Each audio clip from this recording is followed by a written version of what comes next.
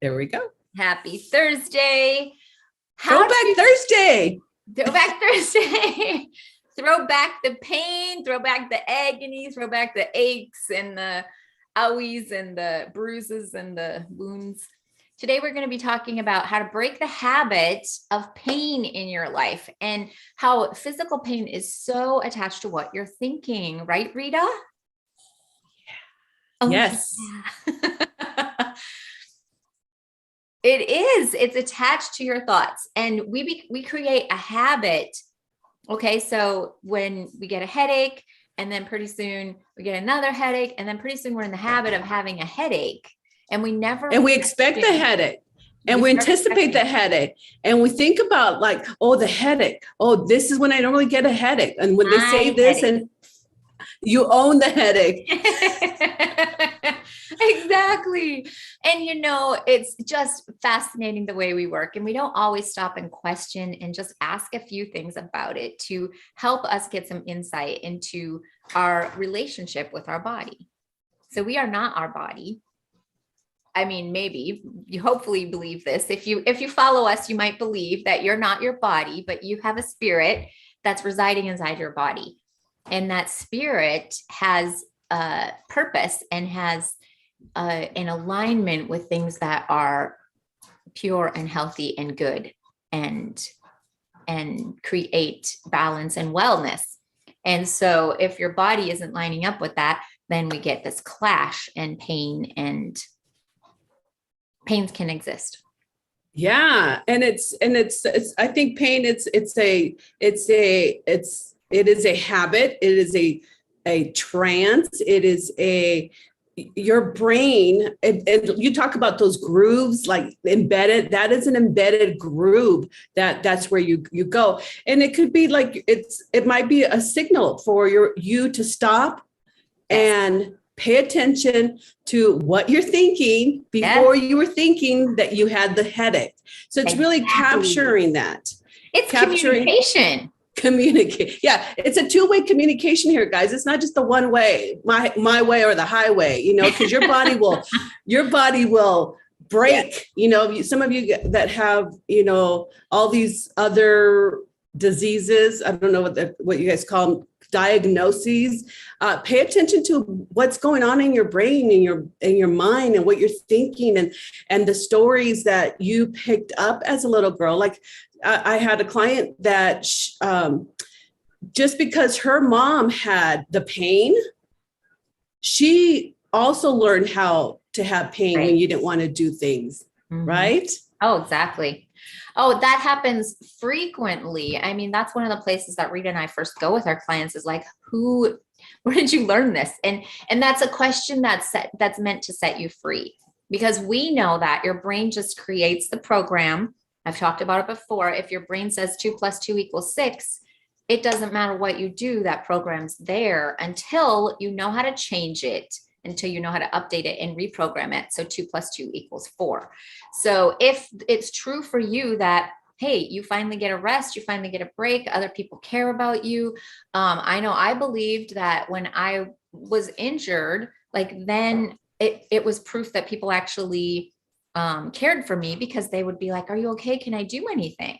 But before that, they didn't ask. And so that was kind of proof. So your pain is a communication. There's a way to break the pattern, and it is to start asking those questions. So the first thing I would do is, if this pain had a voice, because your body is communicating to you, it's communicating something that you're doing inside your thoughts that's not benefiting you as a human body, as a cellular petri dish. Yeah. So what's the question again? So the question is, if this pain had a voice, what would it say? Yeah. So you really want to stay there and you want to listen, guys. You want to listen to because what happens is your body's the unconscious, say it again. It's the unconscious subconscious. It is your creations of your subconscious mind. Yeah. Yeah. So stop and listen to what that would what it wants you to know, what are you avoiding? What are you not taking care of? And listen to it. And I know sometimes we have inner conflict. You know, we have a belief that we are, it's that inner conflict, like I have to because nobody else will. So therefore I will sacrifice my heart, my soul, my body, you know. We have stories. Yes. That thought, I will sacrifice. Do you understand that your body is listening? That's the two-way communication. You communicated that thought, and that thought started communicating back to you in the form of truth from your body. So, right. Like, you know, I remember times when I was like, I'm just a doormat. What am I? Just somebody to walk on. How come nobody notices? Well, that's inside my head. I'm doing that to my body. And it's just so amazing to become aware of that. So if you're having a body pain, this morning, my husband had a headache and I'm like, you know, who's a pain in your head? Who's a pain in your head? Because who's a pain in your ass? My back. You're a pain in my back. Oh, you're a pain in my ass. And then you start, your body's like, oh, okay, when that happens, and they link that feeling, that sensation, they link it together. And now, you know, now you're like a little robot. You're a robot. You are. Your body just responds to that thought. And if you've been doing this for a long time, you might even not know right away, but just take the time, like Rita said, take the time to ask that question, sit with it, and find out how you are creating. Guess what? Your brain is the creator of pain in your body. Yeah.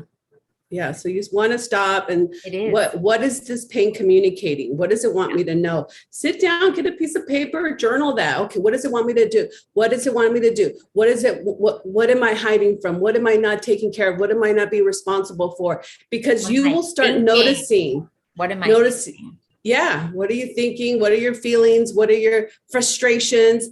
Because you could, you know, when I talk about the good, bad collapse, you know, one of the ways you could collapse that is write the list, get honest with yourself, get brutally honest, right? Tell on yourself. For once in your life, actually say the truth. And guys, you know, that's what we do too, is we open up this part of you that's like, I haven't ever told anybody that I think this, but we already know you're thinking it because there's a result and it's in your body. It's obvious. So get brutally honest, write down exactly what you're thinking, and then really look at it. Like, is this something you would want your child to think, or your grandchild, or your best friend? Yeah. No, because you know it's bad for them, but you're doing it to yourself in the same way. Right. So yeah, write it down and then do the stop technique. And the stop technique's down below. You can print that out and do it yourself. And if you're feeling any emotions, just, you know, vent it, you know, let it flow out, because we hold that pain and that hurt and that regret and the guilt and the shame. We hold it in our body. We got to let it go. And how do you let it go? Go to the stop technique and stop being your old self and start creating the new you. You know, if you didn't have pain, you know, if the pain was gone, what would life be like if the pain was gone?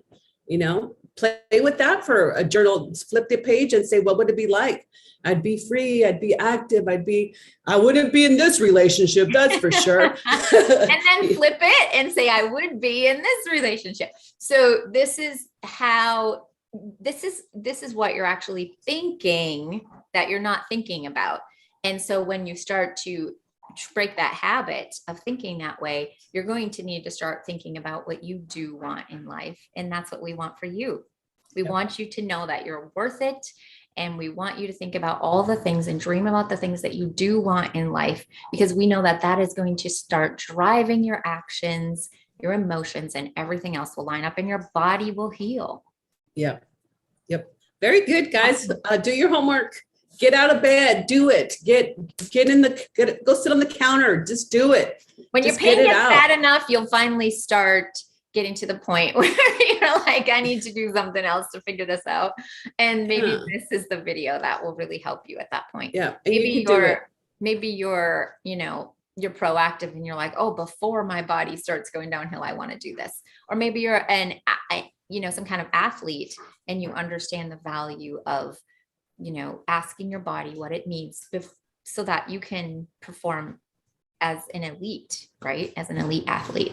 So great. Like, share, and comment below. Maybe you're ready to get honest. So just write the word honest below. Maybe you're ready to get honest with yourself, and you can do it in your own private journal.